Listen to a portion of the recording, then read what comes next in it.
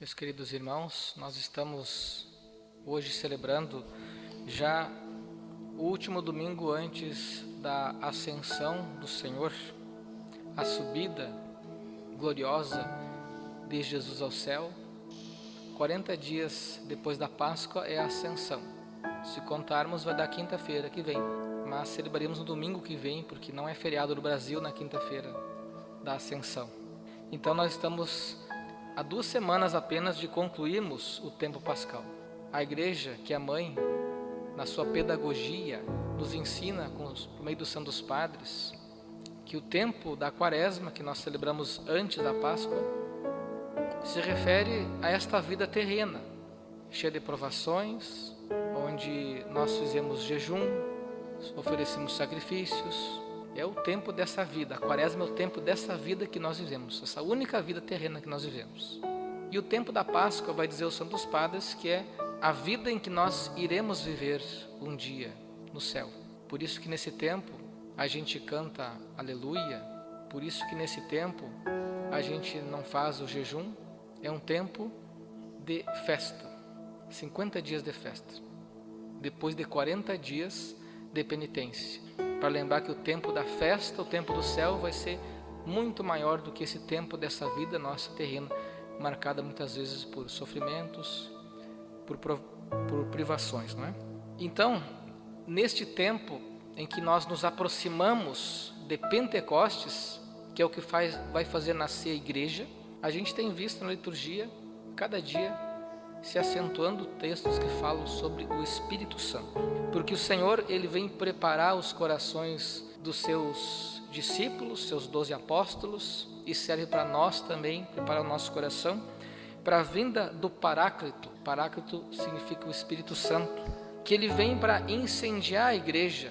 Sem o Espírito Santo, os apóstolos não teriam coragem de levar adiante a missão de Jesus. O Espírito Santo colocou fogo, um fogo novo de amor no coração daqueles homens no cenáculo.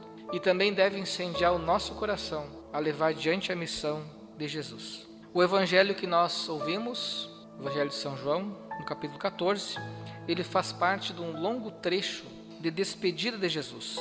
Jesus promete justamente enviar o Espírito Santo sobre eles, de modo que será o Espírito Santo que ensinará e recordará aquilo que Jesus havia dito. Esse trecho nos remete a um outro do Evangelho de Marcos, capítulo 13, que diz assim: quando vos levarem para vos entregar, não premediteis no que haveis de dizer, mas dizei o que vos for inspirado naquela hora. Porque não sois vós que falais, mas sim o Espírito Santo. Observe, essas 2 passagens nos falam mesmo quem é o Espírito Santo. O papel do Espírito Santo na igreja, na minha e na sua vida, é nos ensinar, nos educar, nos recordar, nos inspirar, nos defender. Jesus prometeu que não nos deixaria sozinhos. Está no Evangelho de João, no mesmo capítulo 14, só que um pouquinho antes do que nós ouvimos, versículo 18. Mas Ele enviaria, não deixaria-nos só, mas enviaria o Espírito Santo para caminhar conosco, de modo a nos abrir o entendimento. O Espírito Santo nos faz entender. Aliás, entendimento é um dos 7 dons do Espírito Santo. Assim, iremos compreender todas as coisas. É o Espírito Santo que nos faz entender a verdade da fé, a verdade da igreja, até mesmo a nossa verdade mais profunda. Lembre-se que o Espírito Santo você já recebeu no dia do seu batismo. Foi confirmado no dia da sua crisma. Mas nós precisamos exercitar o Espírito Santo, porque tem muita gente que foi batizado, que foi crismado, mas está lá com o Espírito Santo adormecido. Você já tem o Espírito Santo em você, já recebeu o Espírito Santo. Então, devemos pedir: vinde Espírito Santo, vem sobre mim Espírito Santo. Não somente por meio desta oração, que você pode até rezar a oração do Vinde Espírito Santo, ou com as tuas palavras mesmo, mas também pela escuta atenta da palavra de Deus que nós ouvimos, pelo silêncio interior tão necessário, nós silenciarmos, ouvirmos a palavra e silenciarmos num mundo tão barulhento como o nosso. Também pela vida de oração uma vida de oração aplicada na prática, na vida, né? No nosso dia a dia. Agora vejamos a primeira leitura desta missa, o capítulo 15 de Atos dos Apóstolos. Paulo e Barnabé estão em Antioquia. É uma cidade da Ásia Menor. Hoje, aquela região é o país da Turquia. É uma das cidades das várias que Paulo fez missão. Lá ele semeou o evangelho. Lá ele trouxe muitos pagãos ao cristianismo. Quem eram os pagãos? São aqueles que não eram judeus. Eram chamados de pagãos. Viviam nos pagos. Não eram judeus. Lá, Paulo vai fazer desse povo, de muitos pagãos, novos cristãos. Lá vai surgir cristãos que vêm do judaísmo. Aqui que está a novidade, o problema que vai surgir aqui. Cristãos que vêm do judaísmo. Tinha cristãos que vieram do paganismo, foi os que Paulo trouxe. Mas lá também acabou surgindo cristãos que vinham do judaísmo. E eles não aceitavam que os pagãos se tornassem cristãos sem antes fazer a circuncisão. Ou seja, para ser cristão precisava primeiro ser judeu, porque a circuncisão é uma prática judaica. E claro que isso vai gerar um desconforto naquela comunidade e vai ser o motivo do primeiro concílio da igreja, o Concílio de Jerusalém. Em 1965 concluiu-se o 21º concílio ecumênico da igreja, Concílio Vaticano II, fazem 60 anos. Está fazendo esse ano. O primeiro concílio está aqui nesse capítulo de Atos dos Apóstolos, capítulo 15 de Atos dos Apóstolos. Esse problema, concílio. Por que a igreja convoca um concílio? Porque tem algum problema para resolver. Isso acontece aqui no primeiro concílio de Jerusalém.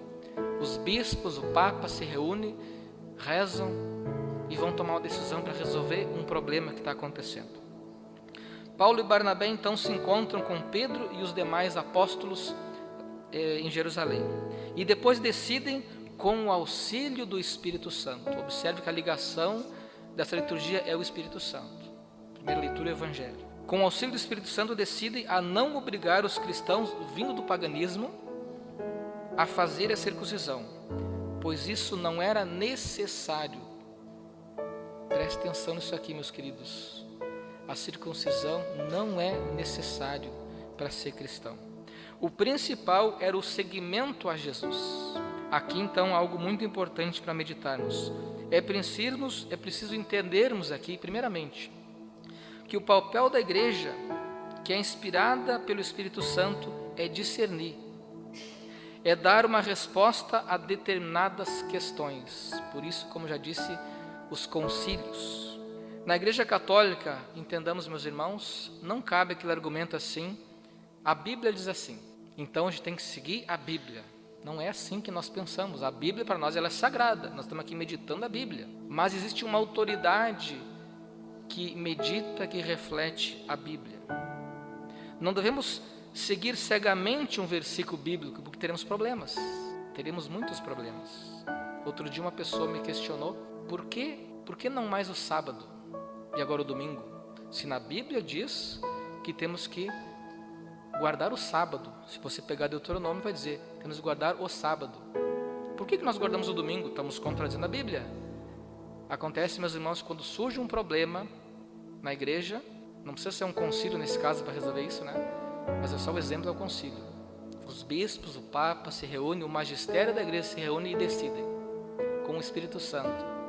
Não é mais o sábado e o domingo, porque Jesus ressuscitou. Então, veja, existe uma autoridade na igreja, que é o magistério vivo da igreja, que interpreta a Sagrada Escritura. Não é eu da minha cabeça, eu não sou magistério da igreja, eu sou um mero padre.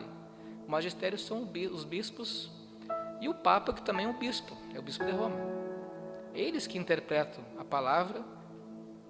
Quando surge um problema, então eles se reúnem e decidem, como faz no concílio. A igreja recebeu de Jesus, na pessoa de Pedro, as chaves, o poder de ligar e desligar. Está lá em Mateus 16, 18 e 19. Precisamos aprender com a igreja que é preciso sabermos diferenciar aqui o que é acidental do que é necessário. O que é uma coisa acidental? É uma coisa, um acidente. é um imprevisto. É uma coisa que não é tão importante assim. Não é necessário, é diferente. Necessário é uma coisa que a gente tem que fazer. O acidental pode acontecer, mas não era uma coisa tão importante assim. Vamos entender isso melhor depois que eu dar alguns exemplos. A resposta então do Concílio de Jerusalém, e que Judas e Silas, que reforçaram a equipe missionária ali com Paulo e Barnabé, foi informar os cristãos de Antioquia que eles haviam decidido com o Espírito Santo, no concílio, os bispos, os apóstolos lá são os primeiros bispos da igreja, com o Espírito Santo decidiram o quê? A não impor o fardo da circuncisão sobre os cristãos vindos do paganismo. Isso não é necessário, isso é acidental, não precisa fazer isso, né? Não precisa. O principal não é isso. Mas não abriu mão deles se absterem de coisas indispensáveis. E aqui está o que é necessário. Pelo menos no concílio definiu isso na época. Idolatria, que é abster-se de carnes sacrificadas aos ídolos. Isso aqui é idolatria. Aliás, muitos mártires temos na igreja, por quê? Porque não se dobraram à idolatria. Tinham que comer o alimento lá, que era consagrado a um deus pagão, ao rei, etc e tal, e eles não comiam por quê? Porque aquilo era idolatria. Era um pecado de idolatria. Eles se abstinham e morriam, deram a vida por isso, né? Então, não cometer idolatria, isso é necessário. Só temos um Deus, não podemos nos dobrar a qualquer outra coisa, senão o Deus que criou o céu e a terra, que é o mesmo Deus na pessoa de Jesus, no Espírito Santo e no Criador do universo, né? Também, outra coisa indispensável, os atos contra a vida. Aqui o sangue, isso aqui até já mudou. Pelo menos lá no Concílio de Jerusalém, isso aqui ainda era muito caro, muito importante. A igreja não tinha ainda autoridade de decidir, não pode mais desprezar a questão do sangue. O que é o sangue aqui? Para um judeu, tocar em sangue tornava impuro. O sangue é vida. Uma mulher menstruada, ela estava impura, ela tinha que cumprir uns dias ali para se purificar depois. Um homem que tocasse em alguém morto, sei lá, ou tocasse em sangue de alguém assim, ele estava contaminado, ele estava impuro. Ele tinha que fazer um processo de purificação. O sangue era sagrado, né? Só que não aqui no concílio, mas depois a igreja vê que isso aí não é necessário. Isso é acidental. Até hoje os judeus, eles não comem carne de porco. Mas para nós isso não tem problema, a gente come. A gente come inclusive a murcia preta, né? Sangue. Para um judeu, Deus o livre, isso aí é um pecado gravíssimo, né? Para nós, pelo menos aqui no concílio, isso aqui ainda era necessário, mas para nós hoje não é. A igreja já revogou esse negócio do sangue, tá? Outra coisa necessária, indispensável, a violência, comer carnes de animais sufocados.